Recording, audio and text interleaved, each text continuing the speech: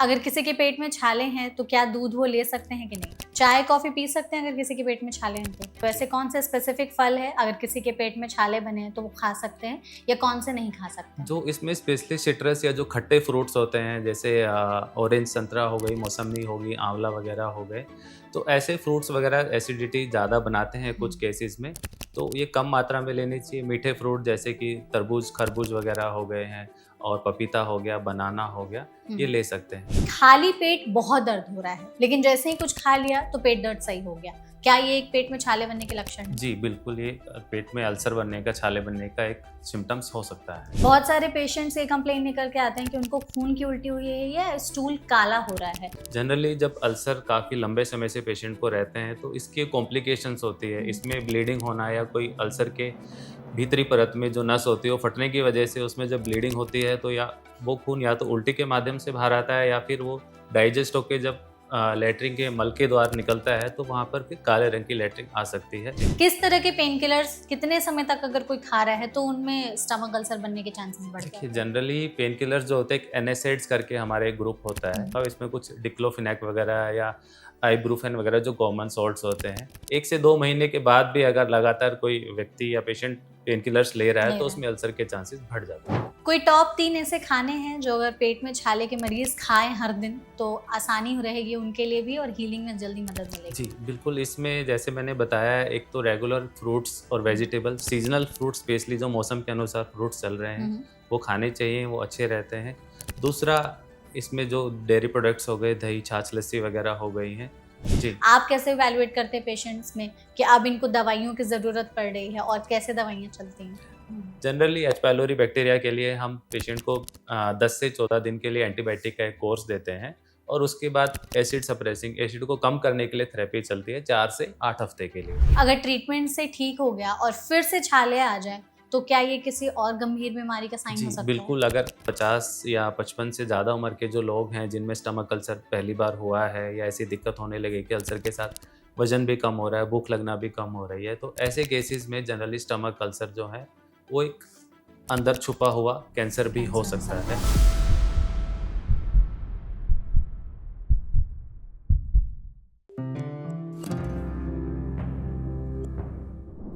क्या आपके पेट में छाले लगे हैं? क्या आप स्टमक अल्सर से बहुत ज़्यादा परेशान हैं? क्या खाएँ, क्या ना खाएँ समझ में नहीं आ रहा है? खाली पेट बहुत ज़्यादा दर्द हो रहा है और कई बार इसका इलाज करा लिया फिर भी ये सही नहीं हो रहा है, तो आप एकदम सही जगह पर आए हैं। आज हम स्टमक अल्सर के बारे में ही हर एक डिटेल जानने समझने की कोशिश करेंगे, जिसके लिए हमारे साथ इस सेशन में एक बहुत ही स्पेशल एक्सपर्ट मौजूद हैं। हमारे साथ हैं डॉक्टर मनोज यादव जो कि सीनियर कंसल्टेंट है गैस्ट्रोएंटरोलॉजी डिपार्टमेंट सर्वोदय हॉस्पिटल में। तो डॉक्टर सबसे पहले तो इस सेशन में आपका बहुत-बहुत स्वागत है।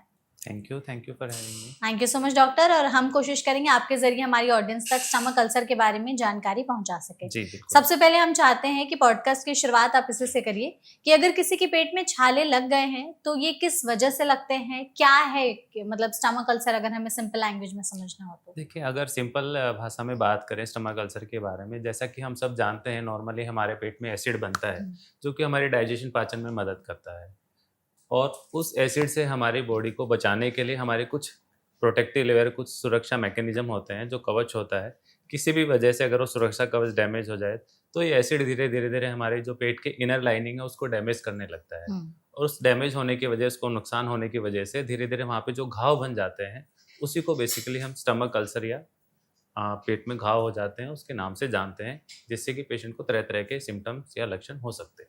तो अगर गैस है, ब्लोटिंग है या एसिडिटी है, इसके भी जी। सिम्पटम्स कई बार दोनों से मिक्स हो जाते हैं। तो कैसे पता चलेगा कि ये गैस, ब्लोटिंग, एसिडिटी से अलग है, ये पेट में छाले बन रहे हैं? जी, बिल्कुल, आपने बिल्कुल सही कहा। गैस, ब्लोटिंग या एसिडिटी और अल्सर के सिम्पटम्स एक जैसे हो सकते हैं।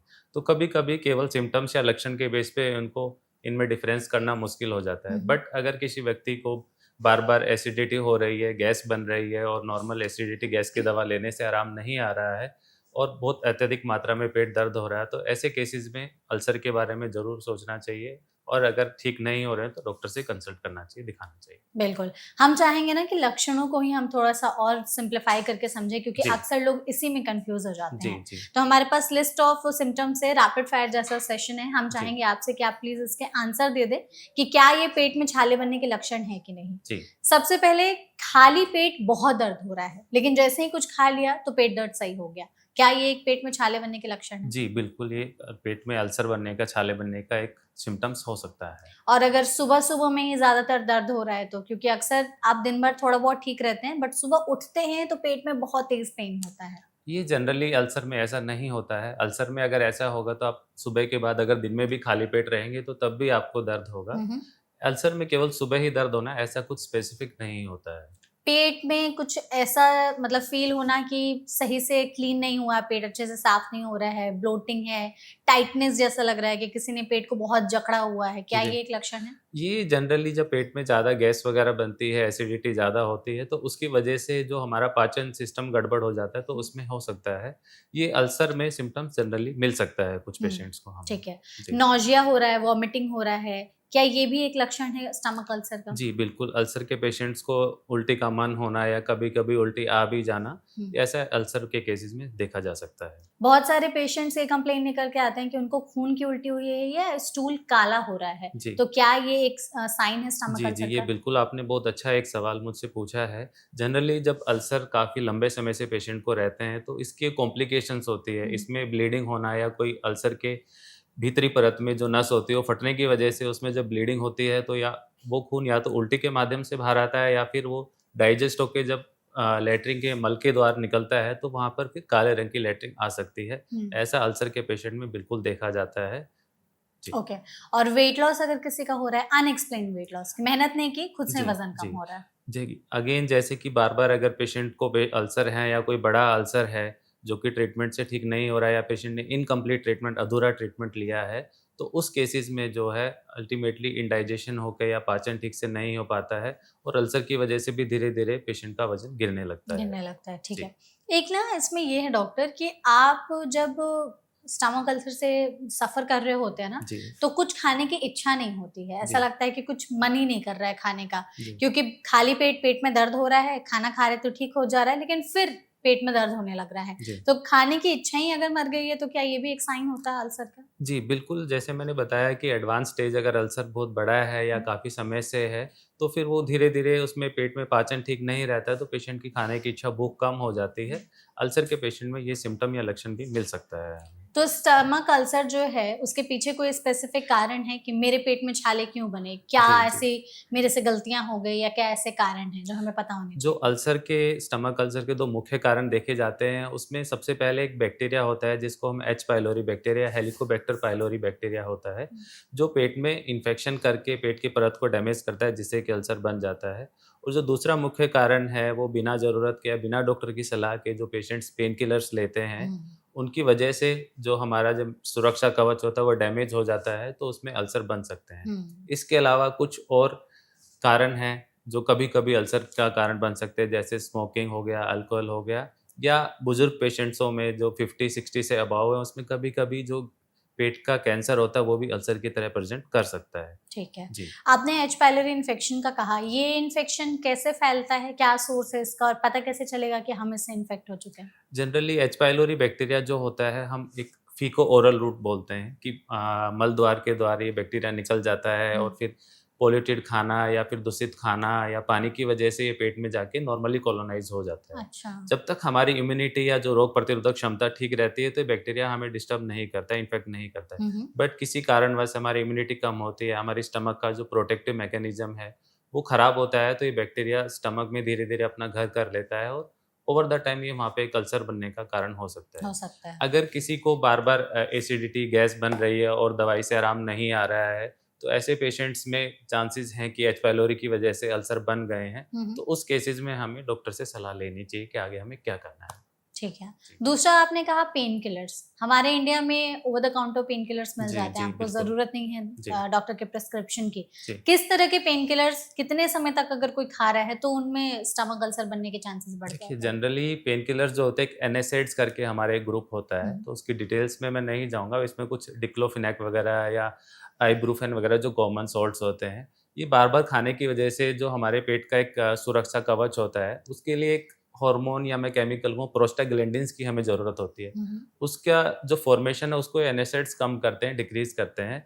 तो उसकी वजह से वो जो प्रोटेक्टिव मैकेनिज़्म खराब होने की वजह से फिर अल्सर बनने के चांसेस ज़्यादा हो जाते हैं। हम्म, pain killers generally more than वैसे कुछ ऐसे प्रूवन या साइंटिफिक नहीं है कि एग्ज़ैक्ट इतने दिन लेने के बाद हो जाता है, बट जनरली जैसे हमने देखा है कि 1 से 2 महीने के बाद भी अगर लगातार कोई व्यक्ति या पेशेंट पेन किलर्स ले रहा है, ले तो रहा है। उसमें अल्सर के चांसेस बढ़ जाते हैं। ठीक है।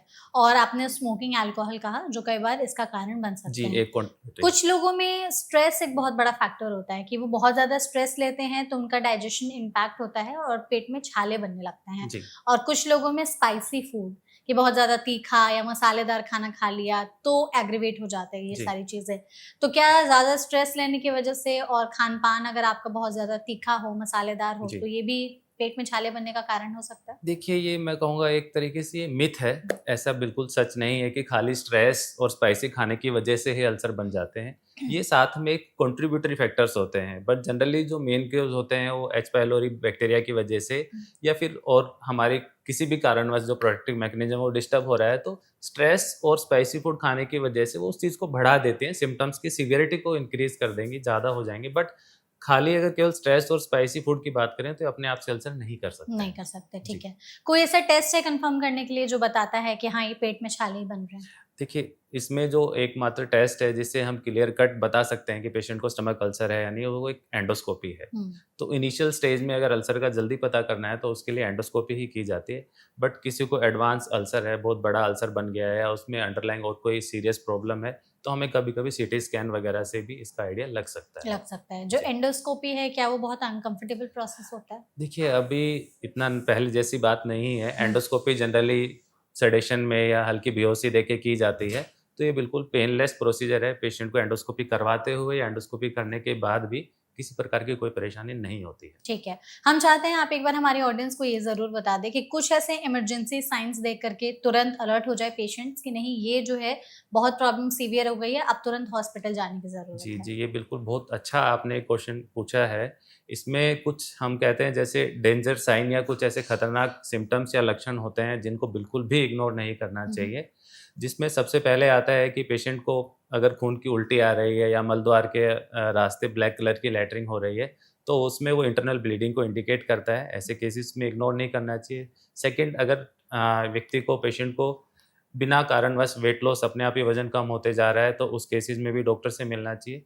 थर्ड होता है कि पेशेंट को अगर भूख नहीं लग रही है, बार-बार उल्टियाँ हो रही हैं, कुछ भी खाते ही उल्टी हो जा रही है, तो भी अल्सर के लिए डॉक्टर से जाके मिलना चाहिए। या फिर कोई बुजुर्ग व्यक्ति है, मान लो 50-55 से ज़्यादा जिनकी उम्र है, जिनको अभी अचानक से एसिडिटी, गैस या ऐसे सिम्पटम्स आने लगे हैं, हुँ, हुँ। तो उस केसेज़ में भी तुरंत जाके डॉक्टर से मिलना चाहिए। ये किसी अंडरलाइंग खतरनाक बीमारी के साइन भी हो हो सकते हैं। सकता पेट में जो छाले बन रहे हैं डॉक्टर वो जी। हमारी डाइट से कितने ज़्यादा रिलेटेड होते हैं? मतलब हम अपने दिनचर्या में ऐसी क्या चीज़ें खा रहे होते हैं? या क्या हमारी डाइट भी डायरेक्टली इम्पैक्ट करती है पेट में छाले बनने के सिम्पटम्स को? देखिए, जैसे पेट के जो छाले हैं, बॉडी एसिड से बचाने के लिए अपने आप कुछ ऐसे केमिकल्स या हार्मोन्स बनाती हैं, जो कि एसिड खुद को अपने स्टमक को डैमेज नहीं करे। हुँ, तो हम अगर ऐसा कुछ खाएँगे जिससे कि हमारी इम्यूनिटी वीक होगी या हाँ, हमारा डिफेंस सिस्टम जो है वो कमज़ोर होगा, तो वो चीज़ें हमें उस चीज़ के लिए अल्सर में होने के लिए और उसके लिए वो चांसेस बढ़ जाते बढ़ हैं। जैसे जाते कि हैं। स्पाइसी ऑयली फूड वगैरह है हुँ, या हुँ। फिर हम कुछ कैन फूड वगैरह खा रहे हैं, बहुत ज़्यादा रिफाइंड चीज़ें खा रहे हैं, तो उन केसेज़ में अल्सर के चांसेस बढ़ सकते हैं बॉडी ठीक में। है। लोगों के जो ज़्यादातर सवाल रहते हैं वो खानों से रिलेटेड ही रहते हैं। जी, तो जी। हमारे पास कुछ लिस्ट है खानों की, आप प्लीज़ बताइएगा कि अगर किसी के पेट में छाले बने हैं तो ये चीज़ें खा सकते हैं या नहीं खा जी। सकते हैं?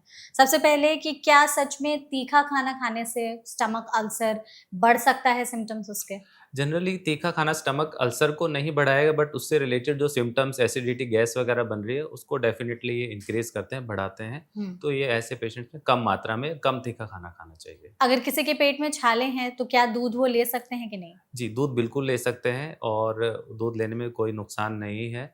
बट खाली जैसे कि एक ये भी मिथ है कि ठंडा दूध पीने से या दूध पीने से अल्सर ठीक होते हैं, ऐसा नहीं है। हुँ, हुँ। दूध पीने से थोड़ी देर आपको आराम, रिलीफ़ मिलेगा सिम्पटम से, बट दूध पीने से अल्सर ठीक नहीं होते हैं। चाय, कॉफ़ी पी सकते हैं अगर किसी के पेट में छाले हैं तो?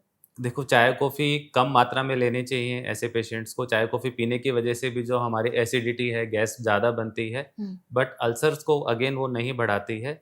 कम मात्रा में लिया जाए तो चाय कॉफ़ी नुकसान नहीं करेंगे ऐसे केसेस में। कुछ फल ऐसे होते हैं जो एसिडिक नेचर के होते हैं, तो जी। ऐसे कौन से स्पेसिफिक फल हैं, अगर किसी के पेट में छाले बने हैं तो वो खा सकते हैं या कौन से नहीं खा सकते हैं? जो इसमें स्पेशली सिट्रस या जो खट्टे फ्रूट्स होते हैं, जैसे ऑरेंज संतरा हो गई, मौसम्मी हो गई, आंवला वगैरह हो गए, तो ऐसे फ्रूट्स वगैरह एसिडिटी ज़्यादा बनाते हैं कुछ हुँ। केसेस में, तो ये कम मात्रा में लेनी चाहिए। मीठे फ्रूट जैसे कि तरबूज, खरबूज वगैरह हो गए हैं, और पपीता हो गया, बनाना हो गया, हुँ, ये हुँ। ले सकते हैं। बट मैं इसमें एक चीज़ ऐड करना हुँ, चाहूँगा, हुँ। हर किसी का अपनी जो बॉडी शरीर अलग होता है, किसी को कुछ चीज़ सूट करती है, किसी को नहीं करती है, तो वो अपने अकॉर्डिंग हमें मॉडिफ़ाई करनी होती है। ऐसा कुछ हार्ड एंड फास्ट नहीं है कि रूल सबको नहीं है। खट्टे फ्रूट से दिक्कत होगी और हुँ, मीठे फ्रूट से किसी को नहीं होगी। तो वो ठीक है। अपने अकॉर्डिंग हमें चेंज करना चाहिए।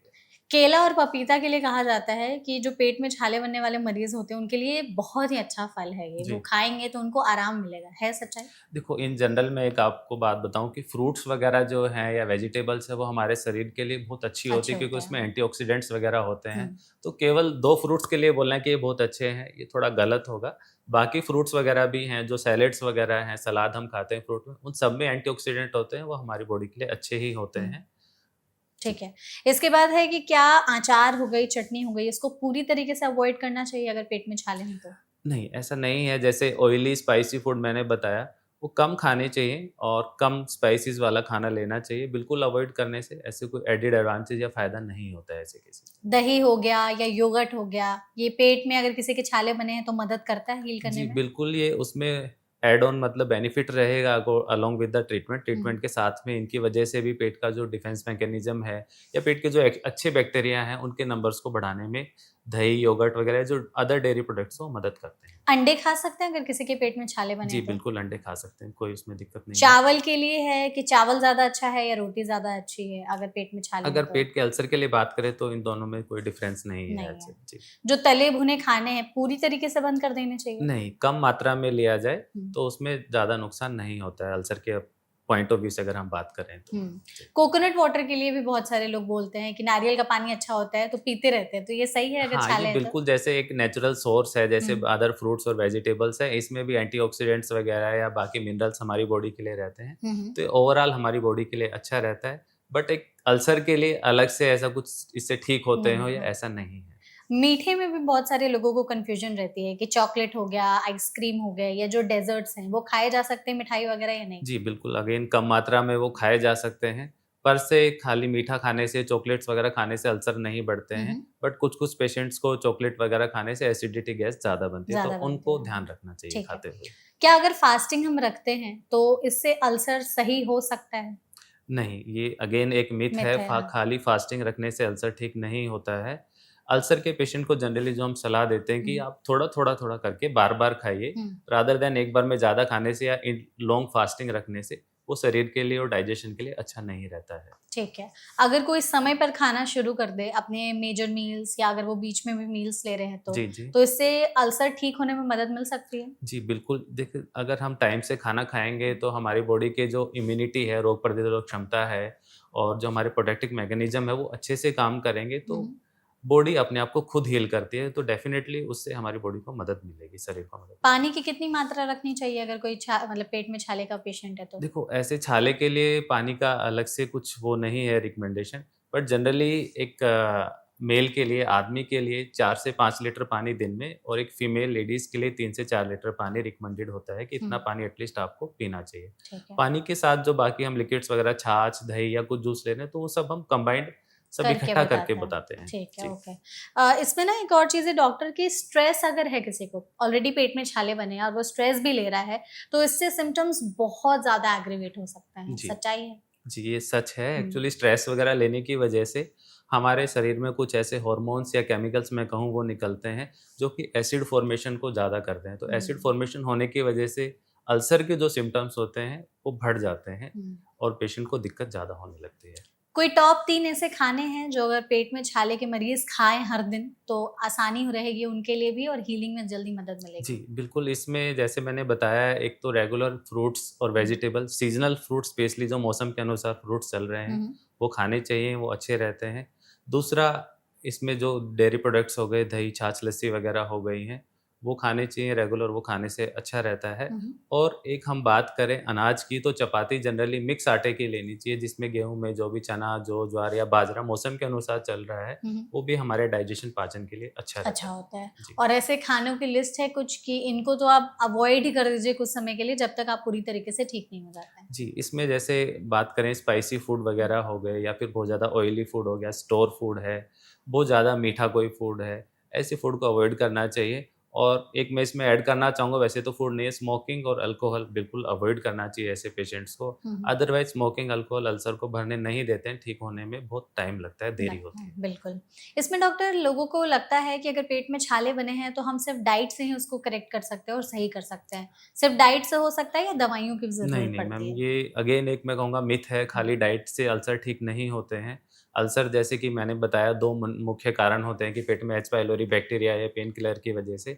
अगर बैक्टीरिया का इन्फेक्शन है एच पाइलोरी का, तो उसमें हमें प्रॉपर मेडिसिन का कोर्स करने चाहिए, उसी से ही अल्सर ठीक हो पाता है। खाली डाइट से चीज़ें ठीक नहीं होती नहीं हैं। हो पाती है। जी। तो अगर दवाइयों की ज़रूरत पड़ रही है तो आई एम श्योर उनके सिम्पटम्स भी उस तरीके से दिखाई देते होंगे। जी। आप कैसे इवैल्यूएट करते हैं पेशेंट्स में कि अब इनको दवाइयों की ज़रूरत पड़ रही है और कैसे दवाइयाँ चलती हैं?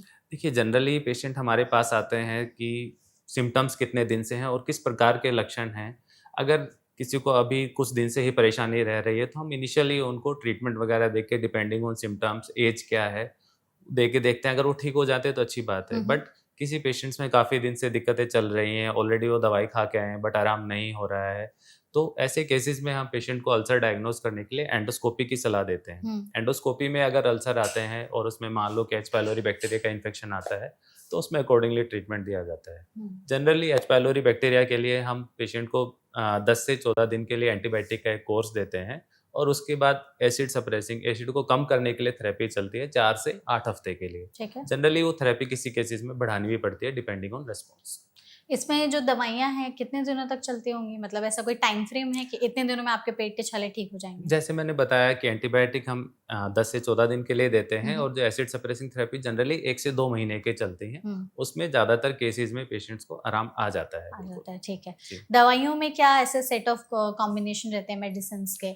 जनरली इसमें जो एच पाइलोरी बैक्टीरिया, क्योंकि हमारे भारत देश में बहुत कॉमन है, तो हुँ, इसके लिए बहुत सारी कंपनियों की या दवा कंपनियों की किट आती है। हुँ। उस किट में जनरली 6 मेडिसिन्स होती है, जिसमें से 3 पेशेंट को सुबह और 3 शाम को खानी होती है। अच्छा। उन 3 में से 1 जो दवाई होती है वो एसिड कम करने के लिए होती है और 2 एंटीबायोटिक होती है। और इसके साथ में आप डाइट चेंजेस भी बताते हैं? जी, बिल्कुल, डाइट चेंजेज़ जैसे मैंने बताया, उनका भी एडेड एडवांटेज होता है, हुँ, तो हुँ। डाइट चेंजेज़ और लाइफ़स्टाइल मॉडिफ़िकेशंस भी हम पेशेंट को ज़रूर बताते हैं। अगर ट्रीटमेंट से ठीक हो गया और फिर से छाले आ जाए, तो क्या ये किसी और गंभीर बीमारी का साइन जी, हो सकता है? बिल्कुल, अगर एक बार ट्रीटमेंट लेने के बाद भी दोबारा भी अल्सर बन रहे हैं, पेशेंट ने बिल्कुल डाइट फ़ॉलो की है और अपना लाइफ़स्टाइल मॉडिफ़िकेशन भी कर किया, फिर लिया। भी अल्सर बन रहे हैं, तो फिर हम फर्दर कॉजेज़ या और कोई इसमें सीरियस बीमारी ऐसा कुछ तो नहीं, उसके लिए ज़रूर टेस्ट करते हैं, देखते हैं। इसमें डॉक्टर ऐसा है कि पेट में छाले अगर हील हो गए, तो वो जी। बार-बार इन्फेक्शन कर सकते हैं फिर से? क्योंकि अक्सर लोग होते हैं कि एक बार हो गया, फिर भी बार-बार रिकरेंस हो ही रहा है उसका। देखिए, जनरली जो ऐसे लोग बताते हैं कि बार-बार अल्सर वगैरह हो रहे हैं, उसमें ज़्यादातर केसेज़ में या तो पेशेंट ने इनकम्प्लीट ट्रीटमेंट लिया हुँ, होता है या प्रॉपर उसमें इवैल्यूएशन या टेस्ट एंडोस्कोपी नहीं करवाई होती है। जनरली एंडोस्कोपी के बाद अगर अल्सर आते हैं, उसमें एच पाइलोरी इन्फेक्शन आता है, तो वो मैक्सिमम केसेज़ में ठीक हो जाता है। उसमें पेशेंट्स कंडीशन ये होती है कि अपना डाइट वगैरह का और लाइफ़स्टाइल मॉडिफ़िकेशंस का उसका ध्यान रखें, अपनी इम्यूनिटी अच्छी रखें, हुँ। तो जनरली बार-बार अल्सर परेशान नहीं करते हैं। कोई ऐसी मिस्टेक्स जो लोग वो करते हैं, जिनकी वजह से अल्सर आ रहा है वापस जी, जी। बार-बार? बिल्कुल, वो अपना खाना-पीना वापस दिनचर्या उसी पे ले आते हैं, जिनकी वजह से इनकी इम्यूनिटी कम होती है या प्रॉपर हाइजीन का ध्यान नहीं रखते, जिससे वापस बैक्टीरिया जा सकता है। हुँ, हुँ। या कुछ पेशेंट जिनको कोई किसी प्रकार का भी दर्द रहता है, वो बार-बार पेन किलर खाने लगते हैं बिना डॉक्टर की सलाह के, तो अल्सर की जो रिकरेंस या दोबारा होने के चांस रहते हैं। डॉक्टर अगर स्टमक अल्सर है, तो क्या हम इसको स्टमक कैंसर से भी जोड़ के देखते हैं? जी, बिल्कुल, जैसे मैंने बताया कि 50 या 55 से ज़्यादा उम्र के जो लोग हैं, जिनमें स्टमक अल्सर पहली बार हुआ है या ऐसी दिक्कत होने लगी कि अल्सर के साथ वज़न भी कम हो रहा है, भूख लगना भी कम हो रही है, तो ऐसे केसेज़ में जनरली स्टमक अल्सर जो है, वो एक अंदर छुपा हुआ कैंसर भी हो कैंसर हो सकता सकता है। है। तो ऐसे केसेज़ में इग्नोर नहीं करना चाहिए, डॉक्टर की सलाह से एंडोस्कोपी ज़रूर करवानी चाहिए। एंडोस्कोपी से कैंसर का भी कंफर्मेशन मिल जी, जाता जी, है? बिल्कुल, अगर हमें देखने पे एंडोस्कोपी में ऐसे लगता है कि अल्सर का जो प्रकार है या जो अपीयरेंस है वो ठीक नहीं है, सिंपल अल्सर नहीं लग रहा है, तो ऐसे केसेस में हम वहाँ से बायोप्सी लेते हैं, एक मांस का टुकड़ा लिया जाता है जांच करने के लिए। उस टुकड़े का जब इवैल्यूएशन देखते हैं तो उसमें पता लग जाता है कि कैंसर है या नहीं। टाइप ऑफ स्टमक अल्सर्स भी होते हैं? जनरली स्टमक अल्सर इसको हम एक कॉमन पेप्टिक अल्सर बोलते हैं। स्टमक अल्सर जो होते हैं वो स्टमक हमारे पेट में रहते हैं। पेप्टिक में एक ड्यूडेनल या स्मॉल इंटेस्टाइन के अल्सर भी होते हैं, जो ठीक। कि इंटेस्टाइन का, स्मॉल इंटेस्टाइन का छोटा फर्स्ट पार्ट होता है ड्यूडेनम, उसमें भी अल्सर हो सकते हैं। तो इनको कंबाइंड हम पेप्टिक अल्सर बोलते हैं। ऐसा है कि अगर पेट में छाले बने हैं तो वो आपके दूसरे बॉडी ऑर्गन्स को भी अफेक्ट कर सकते हैं? जनरली सिंपल केसेस में अगर केवल अल्सर वगैरह हैं तो जनरली इफेक्ट नहीं नहीं करते करते हैं, बट एडवांस स्टेजेस में किसी को कॉम्प्लिकेटेड या ज़्यादा गंभीर अल्सर्स हैं तो वो बॉडी पे तरह तरह के सिम्टम्स या प्रभाव डाल सकते हैं। मतलब अगर हम ये जानना चाहें कि आपकी ओपीडी या आपके करियर में अब तक आपने जो भी देखा हो, तो किस एज ग्रुप के लोग जो हैं वो ज़्यादातर स्टमक अल्सर के केसेस लेकर के आते हैं? जनरली जो यंग एज हैं, मैं कहूँ कि 20 से 40 उम्र के जो लोग हैं उनमें अल्सर वगैरह, स्टमक अल्सर के हमें केसेस ज़्यादा मिलते हैं। और मोस्ट कॉमन प्रेजेंटेशन ऐसे ही दर्द वगैरह के साथ या अत्यधिक एसिडिटी, गैस बनना, उसके साथ पेशेंट हमारे पास आते हैं। ठीक है। कोई ऐसा ग्रुप है जो लोग ज़्यादा रिस्क पर हैं कि इनमें स्टमक अल्सर होने के चांसेस ज़्यादा हैं? देखिए इसमें जो लोग जिन पे मैं कहूँ कि वर्क प्रेशर ज़्यादा है या स्ट्रेस ज़्यादा है, खाने पीने का अपना प्रॉपर ध्यान नहीं रख पाते या उचित खाना नहीं खा पाते हैं, तो उन केसेस में इम्यूनिटी वगैरह जो वीक रहती है या जो बिना डॉक्टर की सलाह के ओवर द काउंटर दवाइयाँ लेते रहते हैं, उस ग्रुप में अल्सर होने का रिस्क ज़्यादा रहता है। ठीक है। तो हमारे लिए को आप कुछ टिप्स भी बता दीजिए कि ऐसे क्या टिप्स है या एडवाइस हैं कि हम अगर अपनी ऑडियंस जो है वो सब चाहते हैं कि अपने परिवार को, सभी को बचा करके रखें कि उनके जी, पेट जी। में छाले ना बने, जी, जी। तो क्या ऐसे प्रिवेंटिव टिप्स वो फॉलो कर सकता है? देखिए इसमें मैं कुछ बातें बताना चाहूँगा। नंबर 1 है कि स्पेशली सबसे पहले अपनी डाइट का ज़रूर ध्यान रखें। संतुलित आहार खाएँ, उसमें फ्रूट्स, वेजिटेबल्स, सीज़नल फ्रूट ज़रूर रखें और मिक्स अनाज का उपयोग करें, तो उससे अल्सर होने का चांसेस कम रहते हैं। दूसरा, बिना डॉक्टर की सलाह के अननेसेसरी पेन किलर्स वगैरह ना खाएँ, वो हमारी बॉडी के लिए अच्छी नहीं रहती नहीं रहते हैं। हैं। तीसरे नंबर पे स्मोकिंग और अल्कोहल से बिल्कुल दूर रहें, ये हमारे पेट के लिए, ओवरऑल बॉडी के लिए अच्छे नहीं रहते हैं। बट अगर आपको बार-बार एसिडिटी परेशान कर रही है, दवाई वगैरह लेने से ठीक नहीं हो रहे हैं, तो कृपया करके बार-बार ओवर द काउंटर एसिडिटी की दवाइयाँ ना ना लें, लें। अपने डॉक्टर से कंसल्ट करें, ये किसी गंभीर बीमारी के लक्षण भी हो सकते हैं। बिल्कुल। और अगर डॉक्टर को दिखाने के बाद आपके पास इन्फेक्शन आता है, अल्सर में एच पाइलोरी का इन्फेक्शन का पता लगता है, तो कृपया करके इसका कोर्स ज़रूर कंप्लीट करें। इसमें एक बात मैं ऐड करना चाहूँगा, जो हम देखते हैं हमारे पेशेंट्स में, एच पाइलोरी में जैसे हमने बताया कि इसमें 2 एंटीबायोटिक सुबह, 2 शाम को खानी पड़ती है, कुछ पेशेंट्स को सूट नहीं करती है। तो ऐसे केसेस में दवाई बंद ना करें, अच्छा। जाके अपने डॉक्टर से मिलें। हमारे पास और भी दवाइयाँ, ऑप्शंस रहती हैं, जिनसे कि एच पाइलोरी को ठीक किया जा सकता है। बिल्कुल। जी। तो सबसे पहले तो हमें सिम्पटम्स बिल्कुल भी इग्नोर नहीं करने हैं। जी। सिम्पटम्स इग्नोर अगर करते हैं तो कितनी प्रॉब्लम बढ़ सकती है वो हमने जाना। जी। दूसरा कॉजेज़ का पता लगाना है और जो ट्रीटमेंट शुरू हो रहा है तो उस पर भी अच्छे से ध्यान दे रहा जी, है। जी। आपने ये चीज़ सही कही कि अगर आपको लग रहा है कि दवाइयाँ सूट नहीं कर रही हैं, आपके सिम्पटम्स में रिलीफ नहीं मिल रहा है, तो आप फिर से एक बार डॉक्टर के पास चले जाइए, जी। क्योंकि हो सकता है कि वो आपको चेंज करके दवाइयाँ दूसरी बिल्कुल, दे दे। बिल्कुल। तो thank you so much doctor हमारे थैंक यू। साथ इस सेशन में जुड़ने के लिए। आपने स्टमक अल्सर पर हमारी ऑडियंस को सच में बहुत ही सिंपल लैंग्वेज में हर चीज़ बताया, समझाया एंड आई एम श्योर हमारी ऑडियंस को ये जो हमारा सेशन है वो अच्छा लगा होगा एंड आपने भी इस सेशन को एंजॉय किया होगा। Thank you so much and thank you so much audience इस वीडियो को यहाँ तक देखने के लिए। ऐसे और भी वीडियोस के लिए एनबीटी लाइव को फॉलो और सब्सक्राइब करना ना भूलें। अगर आपके मन में स्टमक अल्सर से रिलेटेड कोई और सवाल है तो कमेंट सेक्शन के जरिए आप हमसे पूछ सकते हैं। ऐसे और भी टॉपिक्स और पॉडकास्ट के लिए देखते रहिए एनबीटी लाइव। Thank you.